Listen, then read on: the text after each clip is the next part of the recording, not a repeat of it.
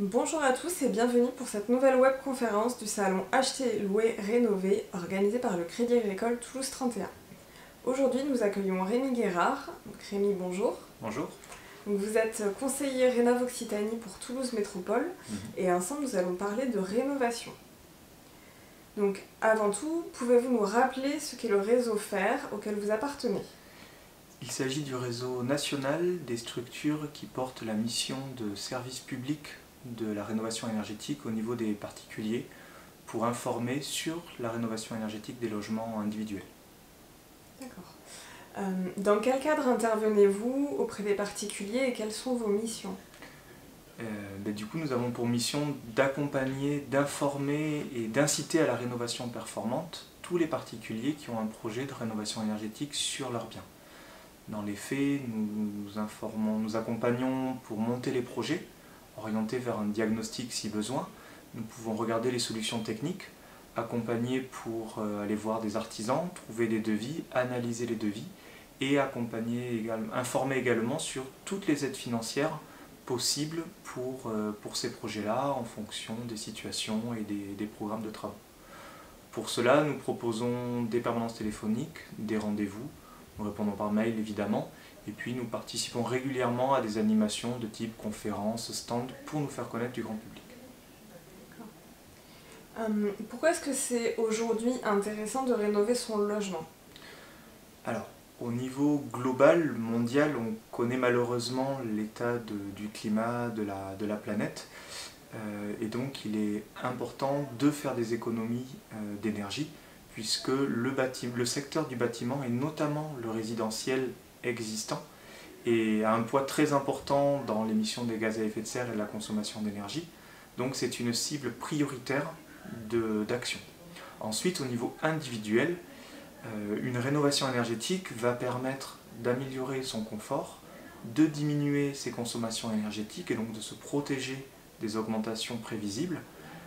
Ça va permettre aussi d'améliorer le confort d'hiver comme d'été, de valoriser le bien, de préserver le bâti. Plein de bonnes raisons d'agir pour le long terme.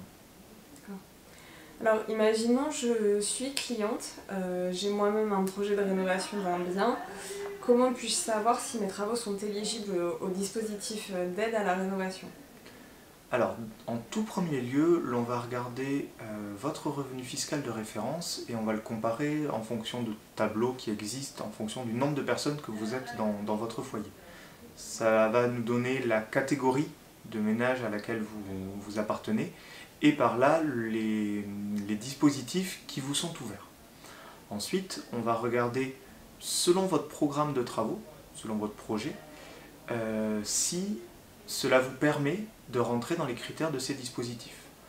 On peut avoir des exigences de moyens, c'est-à-dire est-ce que vous prévoyez de mettre une certaine épaisseur d'isolant sur vos murs, est-ce que vous mettez une chaudière avec un assez bon rendement, ou une exigence de résultat, où là on va voir par le calcul, par un diagnostic, si l'ensemble des travaux prévus vous permettent d'atteindre un gain énergétique suffisant au niveau de votre projet pour déclencher tel ou tel dispositif.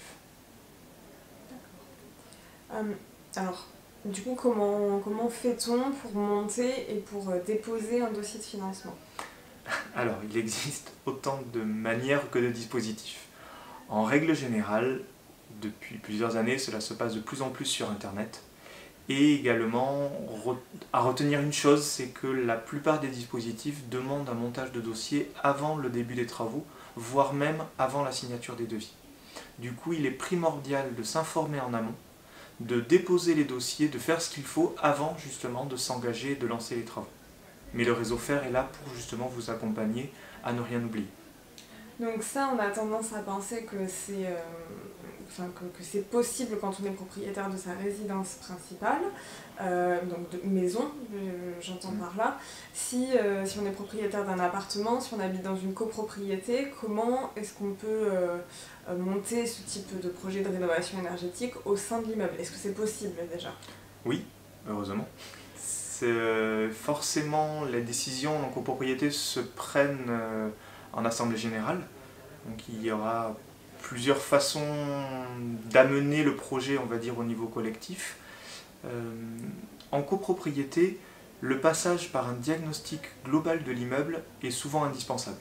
C'est lui qui permettra d'avoir déjà un état des lieux exhaustif de l'état de l'immeuble, de ce qui est possible de faire, de mettre à plat toutes les solutions techniques d'amélioration, de rénovation énergétique, de les regrouper en scénarios, de donner des ordres de grandeur de prix globaux et d'estimer les gains énergétiques à apporter qui vont justement permettre de déclencher les aides. Et à ce moment-là, du coup, on pourra, suite au diagnostic, dire telle solution de travaux va coûter tant, va amener telle performance et va permettre de déclencher telle et telle aide. Et ces informations-là sont indispensables aux copropriétaires pour aller prendre leurs décisions en assemblée générale. D'accord. Donc, une fois qu'on a pris cette décision, on entre dans le processus de réalisation. Quels doivent être les points d'attention lorsqu'on choisit un artisan? Quels sont les éléments qu'il faut vérifier sur les devis, par exemple?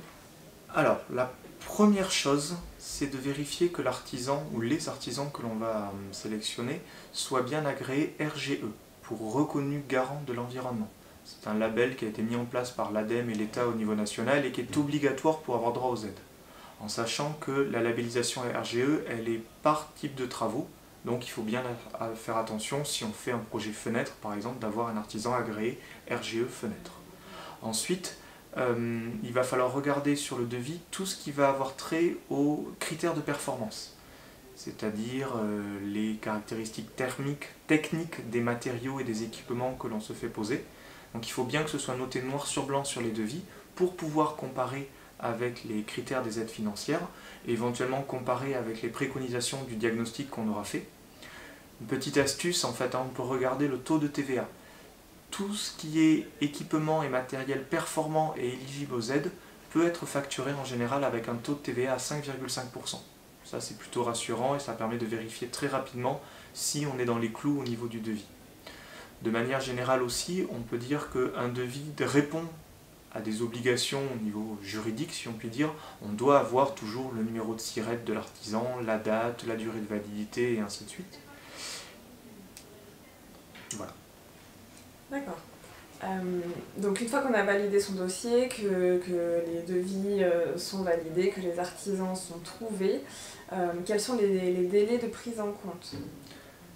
Alors, je reviens juste un petit peu en termes de montage de dossier d'aide financière. Comme on les fait avant de commencer les travaux, on peut compter en général entre 1 et 3 mois pour monter les dossiers, avoir la validation des aides financières et du coup pouvoir enclencher les travaux.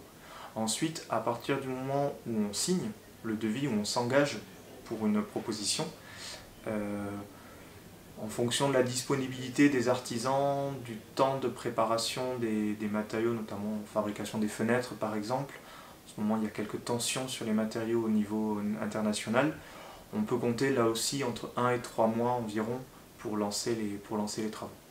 D'accord. Et donc une fois que tout ça est validé, au niveau du versement des aides, comment est-ce que ça se passe? Là encore, la plupart des aides se versent une fois que le projet est terminé, une fois qu'on a les factures. Donc on paie l'intégralité des factures, on finalise son dossier, on le clôture avec les documents justificatifs et le versement intervient entre 1 et 3 mois après. Il existe quelques aides comme l'éco-chèque de la région Occitanie ou les aides de l'ANA Habiter Mieux Sérénité qui peuvent faire l'objet d'avances, mais qui sont réservés de fait à des ménages ou catégories modestes ou très modestes. Donc c'est pour faciliter justement la trésorerie de ces personnes les plus fragiles. Donc globalement, la règle reste quand même, on est propriétaire, on enclenche des travaux, donc on fait l'avance des frais et derrière, une fois que le dossier est accepté, on est remboursé. Oui. Après, pour faciliter cet état de choses, il existe des solutions de prêt qui existent, l'éco-prêt à taux zéro, le prêt de la région Occitanie, qui peut permettre justement à la fois d'augmenter la quantité de travaux possible, basculer sur un programme de travaux plus ambitieux et effectivement aider à gérer cette trésorerie et gérer une avance d'aide à subvention. D'accord. Alors ces aides, du coup, puisqu'on parle de financier, est-ce qu'elles ont un impact particulier sur la fiscalité d'un ménage? Alors, pour les propriétaires occupants, non, quasiment pas. Cela peut avoir un impact sur les propriétaires bailleurs qui peuvent du coup défiscaliser une partie de leurs travaux des revenus fonciers. Ce sont des mécanismes assez particuliers. Cette défiscalisation est d'autant plus importante que les travaux sont ambitieux ou que derrière il y a un engagement du bailleur à faire une sorte de logement social privé, c'est-à-dire de conventionner son logement avec l'ANA en s'engageant à louer à loyer plafonné à des locataires sous condition de revenus. Mais j'engage les bailleurs à se rapprocher du réseau FER pour regarder justement en détail toutes les solutions. Très bien. Rémi, merci beaucoup de votre présence et de vos réponses. Juste pour compléter cette intervention, je rappelle que vous tenez un point d'information énergie au siège du Crédit Agricole Toulouse 31, donc au 6 place Jeanne d'Arc. Donc ça aura lieu du 6 au 8 octobre et qu'il est possible de vous y rencontrer donc pour se renseigner sur les aides à la rénovation énergétique, mais également pour réaliser des projets de rénovation. Et de manière générale, tous les espaces FER sont disponibles sur le site internet www.fer.gouv.fr. Merci beaucoup et à très vite avec le salon Acheter, Louer, Rénover. Merci.